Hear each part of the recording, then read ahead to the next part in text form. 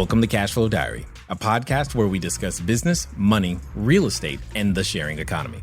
As a full-time real estate investor, entrepreneur, and all-around problem solver, I have had the privilege of developing individuals into powerful business owners. And today, the focus turns towards you. Our mission is to help you build your real estate empire by leveraging strategies to grow yourself, your mind, and your wallet. Let's get started.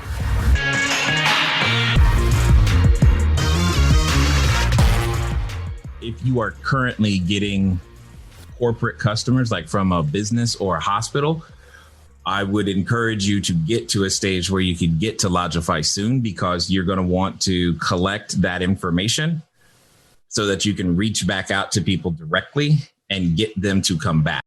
Remember, profitability this entire year, guys, this entire year is really going to come, yes, from getting new units, but making each unit profitable is going to come from your ability for frequency and margin. Frequency and margin, getting a person to come back and buy more, come back and buy more.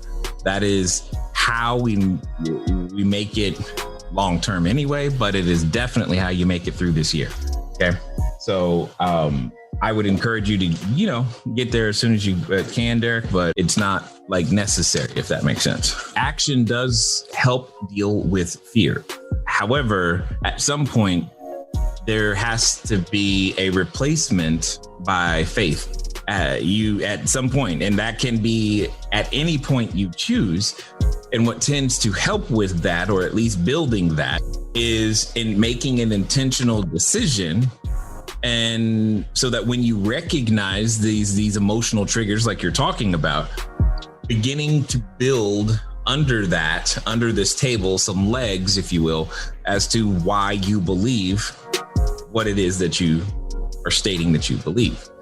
And that has to be done intentionally. It doesn't just magically appear one day. You have to have that as part of as an outcome that you want.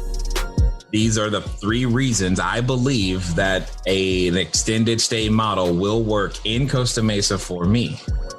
And some of it could be to deal, because I depending on what we're talking about, we all have various levels of this, to where maybe it's something as simple as you've never seen yourself as someone who could run 5, 10, 20 units or whatever it is. And that's actually what you're dealing with. All I know is if you ask me, is there a need for the type of housing in that area? The answer is yes. All I know is I'm not worried about it, but not because I don't have anything in that particular deal, but because I'm confident that there are individuals who desire what it is that you are offering, and that you have the tools that work because I've used them, designed them. We do our best to perfect them, etc. But understand, those are my table legs. You've got to develop yours so that you can stand. Positive news on multiple fronts. I also feel like I've got a little bit of imposter syndrome, but up to 10 units and all are full right now. And that's awesome. And I'm no longer employed by choice. Whoa. What? No, you got to say that again and louder. I am no longer employed by choice. And that's where the imposter syndrome comes from. What? I've got this weird feeling of not knowing what to do. Oh, it's Monday. What do I do? I understand. You're like, wait. I don't have to go sit in traffic? When's my lunch break? What do you mean whenever? I understand. I do. Congrats, man. That's exciting to hear. Thanks. And the light freak out of, having to go get the food now as opposed to relying on someone to bring the food to me. So yeah. No, that's real talk. And that's exactly what I'm talking. Oh my God, this is a great Monday. I mean, first Pam in her first unit and now this. Oh, yes, because it is a part of your transition. We've all gone through it or go through it or will be going through it soon, depending on where we are. And what is exciting is now we're going to really find out. See, this is something, and this is just something to think about.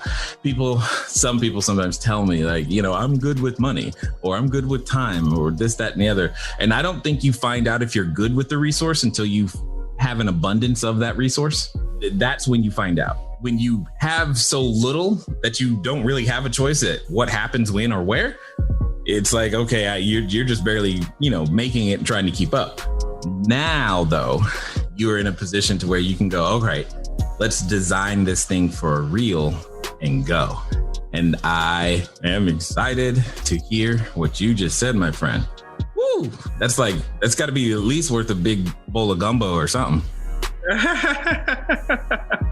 Actually, I took a couple weeks off I actually unplugged just to that makes sense. Wrap my mind around what I was doing, what was going on. That absolutely is like, what just happened to me? Like, it is a life change. Yeah, absolutely, bro. 100%. Remember to do that when and if you ever have a child too. I've reached out to Crystal and that are not employed anymore, just to help with nerves. And I'm going to reach out to Wendy and John to help plan out my new life.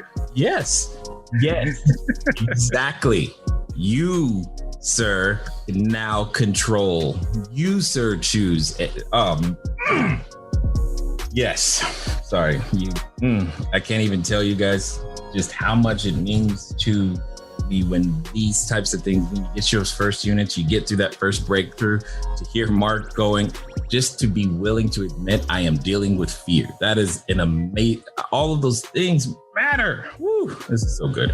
Okay, who's next? Jay, I just wanted to know your thoughts. This is an easy question for you, but my bookkeeper, how do I not get too involved with my bookkeeper? For example, I just want to automate everything every month. Kind of, I have to send her the bank statements, and the second thing is for all my direct bookings, like if it's 3 months, 6 months, I get all the money upfront.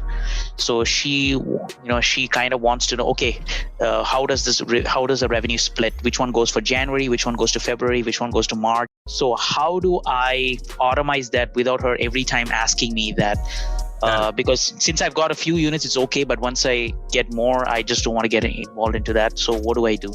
Good job recognizing the potential bottleneck and roadblock. What we have done is we give them direct access to the calendar so that they can reconcile that way. So they know they have direct access to all of the reservations, and they know how much has been received relative to each reservation. Because we kind of talked ahead of time, hey, when it comes from here, this is how it comes in, so that they have their process relative to where the reservations come from, which allows them to then reconcile and tie it back, to tie it all the way back. So that is a major part of what you are talking about, that I think if you just sat down one time and kind of said that and then laid that out, that then becomes just the way to operate. Because yes, it becomes untenable to be dealing with that over and over and over and over and over again. And then same with the bank. Many banks, I can't say for your bank, they have a financial only login or some sort of login that allows your bookkeeper or accountant or somebody to be able to just download transactions all on their own, again, without having to interrupt your day or do anything. And so again, the same thing happens where they can go grab the information and match it all up. Now you will still, in that process, you will still have to deal with the exceptions, meaning there will be some times where they're just like not sure what something is. And you'll want that that smaller list of batched items on maybe once a week or once a month or once a something, so that they can then put those in the proper class and categories. But those two things would be that's what we do. That's how we do it. That's how I just stay at the report level. Give me the report. I don't want to be involved more than that. Yeah, that's the same thing that I want to do. So access to just the Logify calendar, because all my calendars are linked to the Logify. Yeah, can we do that on Logify? Access to Logify. They have access to Smart B&B. They have direct access to Airbnb and every other platform. I didn't want to have to remember or to think about, like, do they have access to this one but not that one? I just don't want to be bothered. So here, you have everything you need to execute your job, hopefully without ever asking me anything. It takes a while to get there, and it's smoother now than it's ever been.